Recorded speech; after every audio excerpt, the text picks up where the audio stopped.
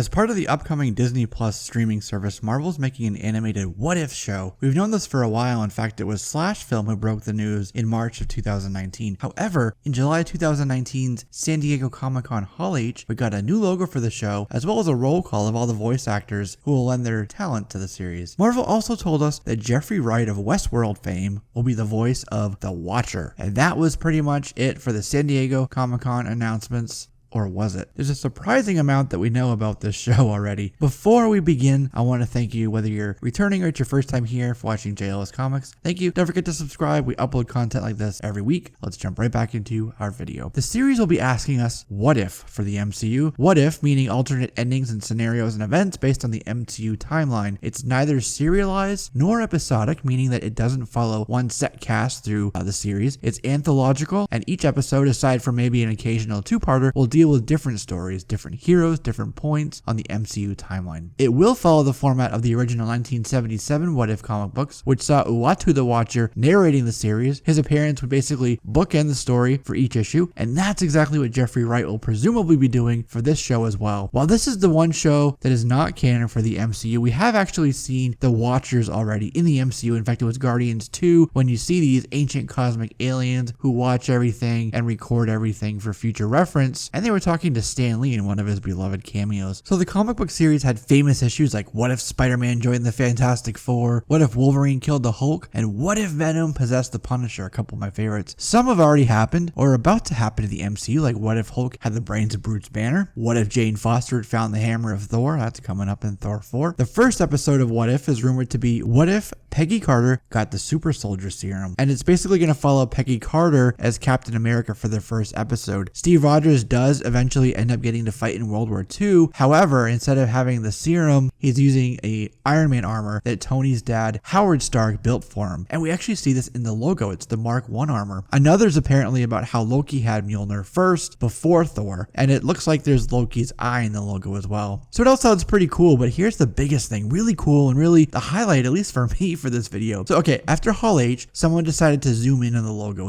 and you see a bunch of different characters throughout, but in the top left, you can see it here is a skull in a Captain America uniform, as well as Iron Man armor with Tony Stark being dead and a zombie Iron Man shown briefly during Spider-Man Far From Home. But from the Marvel Zombies comic book series, you have Captain America. Okay, he's Colonel America on Earth 2149, but he does become zombified and sickened by the hunger. There's also an undead zombie Galactus in the story. It's really cool. Highly recommend reading it. There's a couple different volumes, as well as being attached to 2015's Secret Wars, where they were outside of the wall that was made by Ben Grimm. Again, really cool. They were fighting the Ultron drones. What's also really cool, though I don't think it'll show up in the Marvel zombie episode, is that Ash from Army of Darkness Evil Dead, it's actually part of Earth 2149 as well. It had a crossover there with Dynamite, but it's part of that story. In the logo, you can also see Doctor Strange, the Mark I Iron Man armor that we just talked about, and a Spider-Man's webbing, but also, I don't know if it's Spider-Man UK, Captain Britain, or Union Jack, but you see that here as well. Union Jack, by the way, was in What If number 4 with the invaders during a World War II setting. In 2005, Marvel Comics released a Marvel Zombies miniseries by The Walking Dead's Robert Kirkman. It took place on an alternate Earth, which I just mentioned, called Earth 2149, with the Colonel America. In that series, there's a character named the Sentry. He's seriously infected and he ends up crashing to the surface of the Earth. That infection spreads to the other heroes. Everybody becomes zombies. They keep their minds, but they are overcome by this zombie hunger, and it infects everyone. And there's a zombie Galactus. How cool was that? Marvel has another Marvel Zombie series coming out in 2019 entitled Marvel Zombies Respawn, which sees the zombies riding Galactus back to Earth. There's a reason Marvel launches certain titles when they do. Sometimes it's fun, sometimes it fits the 616 narrative, sometimes it's to retain licensing and trademarks, and sometimes it's to coincide with other departments like Marvel TV and Marvel Studios and what they're doing, their releases, their announcements, and that's not a confirmation, but the correlation and the timing is certainly interesting. I'm sensing some animated Marvel Zombies in our future. We have until summer 2021 to prepare for the impending zombie apocalypse. Anyway, that's it for this one, my friends. As always, I look forward to your thoughts and comments down below. Feel free to subscribe to be part of all of our videos, new and old. Share this with your friends. It helps you, it helps me, and hey, it helps the algorithm. I'm Jesse. This is JLS Comics,